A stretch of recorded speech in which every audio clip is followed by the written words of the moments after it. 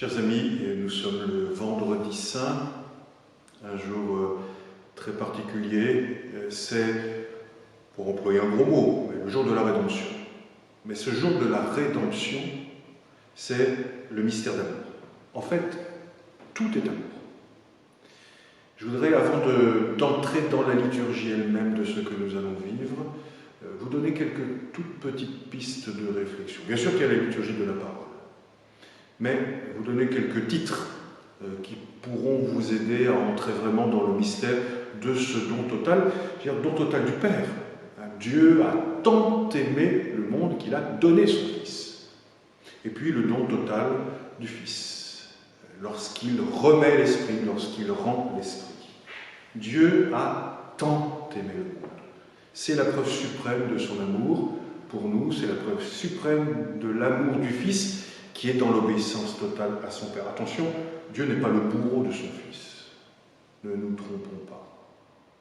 Mais il nous faut regarder cet amour qui peut nous faire mal, parce que tant d'amour, nous avons du mal à le vivre, parce que nous avons un cœur qui n'est pas assez dilaté. Et la grâce à demander, c'est que notre cœur se dilate à la mesure du cœur même du Christ, Jésus, qui s'est donné totalement. Donc, nous voyons ce Fils, nous voyons l'amour qui est crucifié, mais qui est un amour miséricordieux. C'est l'agneau, le Christ est l'agneau, Jean-Baptiste le désignait. Voici l'agneau de Dieu qui enlève le péché du monde. Jésus est l'agneau, mais Jésus est le serviteur souffrant. Il est venu et il donne sa vie. Rappelez-vous ce qu'il dit dans l'Évangile selon saint Jean. Lorsque le Fils sera élevé de terre, j'attirerai à moi tous les hommes. Lorsque j'aurai été élevé de terre, j'attirerai à moi tous les hommes. En fait, ce geste sur la croix, où comme s'il prenait toute cette humanité et qu'il l'enveloppait de la miséricorde du Père. C'est le cœur du Christ qui vibre, c'est nos cœurs qui doivent vibrer à l'unisson du cœur du Christ. Le dernier mot, c'est le mot librement. Jésus donne sa vie librement pour tous. Il faut, ce sont les annonces de la Passion qu'on découvre dans l'Évangile. Il faut que le Fils de l'homme, il faut. Il reprendra d'ailleurs ça après la résurrection, le soir de la résurrection, avec les disciples d'Emmaüs. Alors, qu'est-ce qui va se passer? C'est une liturgie que vous connaissez, certes, mais qui est très sobre. En fait, les cloches se sont tues.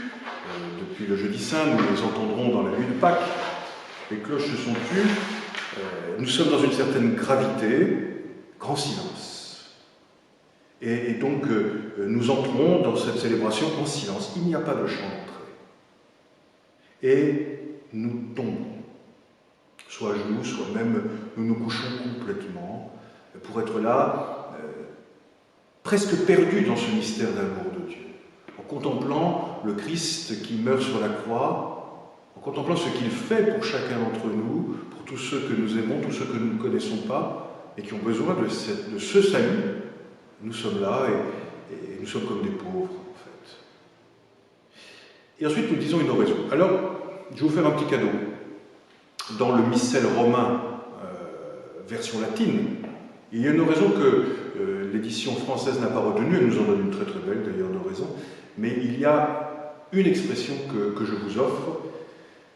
Souviens-toi, Seigneur, de tes tendresses. Souviens-toi. C'est ce que nous disons à Dieu.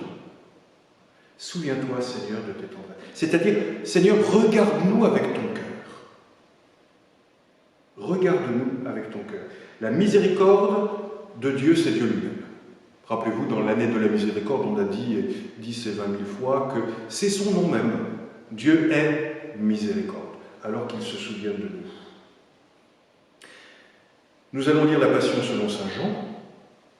Une autre Passion. La première a été lue, comme pour nous préparer à vivre cette semaine sainte.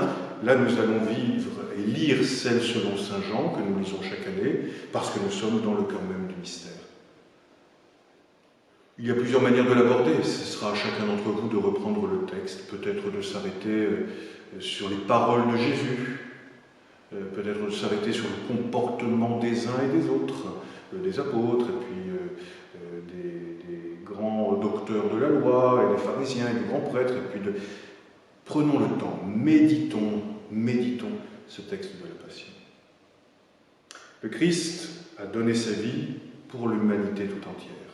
Alors cette humanité, on va la regarder de très près. Et c'est cette grande prière universelle que nous allons présenter à Dieu. Nous ajouterons une intention cette année, une intention particulière pour tous les souffrants de cette épidémie, toutes les victimes de cette épidémie.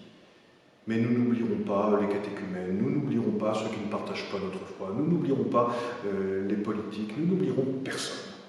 Nous présentons l'humanité tout entière à Dieu. Et ensuite, ce sera le geste de la vénération de la croix. Vous pourrez le faire chez vous d'ailleurs. On a à peu près tous une croix chez nous, dans une pièce ou une autre, ou une icône du Christ crucifié.